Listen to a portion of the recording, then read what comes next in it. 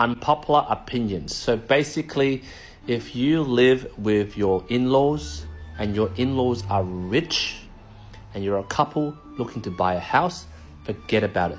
You will never buy a house ever in your life. So basically, I got off a call with a couple who booked a call through my TikTok bio, and we had a 15-minute private call, and they told me about their situation. And obviously I have their permission to talk about this, but I'm not going to tell you about their names, but this is what their situation is. So the premise is we have these first home buyers, and they've got about 4 kids under 7.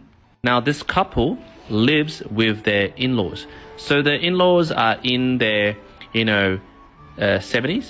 And the in-laws run a business, and the business is self-sustaining, makes a lot of money. And they have this mega rich house, 3 stories, massive, beautiful house. And due to their age, the in-laws live in the bottom story because there's no ground level, no stairs. And then these guys take up the top story or something like that. And the middle is just like, a middle ground for them to meet and greet. Now, this family is not Asian or white. They're like an ethnic group. I'm not going to mention what it is. And the husband works full-time, and he's on maybe 70K or with bonus and overtime 80K. The wife doesn't work, obviously. Got to look after 4 kids. And plus, I forgot to mention they have 2 dogs. And you might be wondering, what is this weird looking thing here, with the rings? That's an Audi brand. So they drive a Q8. And their eldest kid, which is about 7, goes to 3 days a week soccer practice.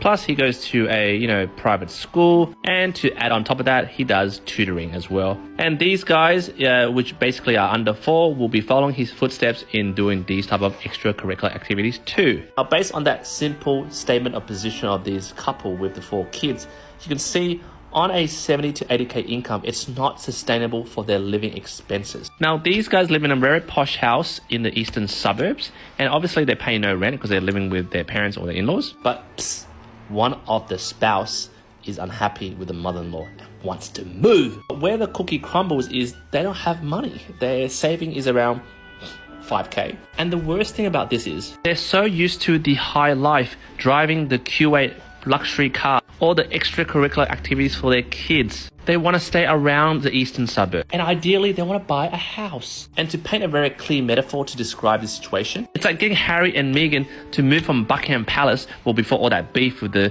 royals, and then getting them to pack their Gucci bags and putting all their clothes in and moving all the way to the sticks, for example, Sydney, Campbelltown. Like, to be honest, unless their parents or the in-laws cark it, and then they inherit this house, they're gonna be involved in this cyclic, vicious spending cycle, which is falsely propped up by the in-laws' current situation. They're basically living in a little bubble at the moment. So basically, they're groomed to live like kings, but they're really poor peasants. And because their in-laws are rich and they're surrounded by, luxury, but they don't own the property, they're enabled to make financial choices that are beyond their income. I mean, look at this. They have 2 dogs, probably spending $500, $800 a month on dog food.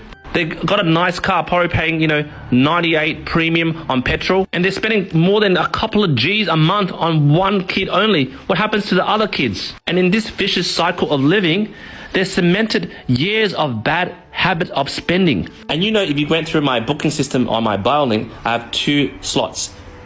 15 minutes for $7.77 or 60 minutes for $97. Which one do you think they picked? And I'm not blasting them for picking that, but in their head, they're like, now, I need it now, I need it now.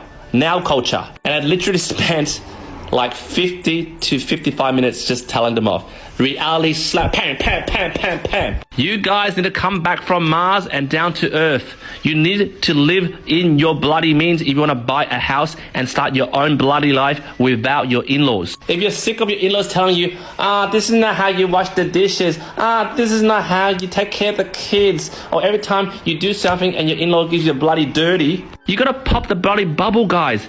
Come back. Live in a suburb that's within your income. Stop these crazy private extracurricular activities for your kids. You gotta start bloody saving some money for the bloody deposit. Sell your bloody Q8. Lose 1 dog. And get your head around that the next house is not a bloody 3-story. Maybe it's a shoebox somewhere in a smaller suburb. Maybe you just need to come to the fact that if you wanna live on your own terms without your in-laws, then you need to start from number one. And I told them straight to their face, otherwise you'll never ever buy a property.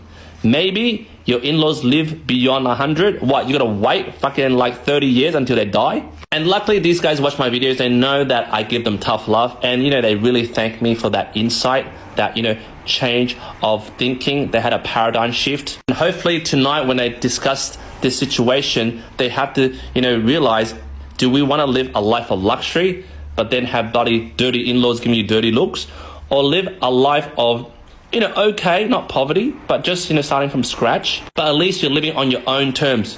The way you raise your kids, the way you bloody feed your dog. No one's on your back going, you should be doing this, because I've got money, Anyway, jump in the comments. I know a long video. Let me know what you think. You'd rather live with your rich in-law or live on your own terms? I'd love to read your comments.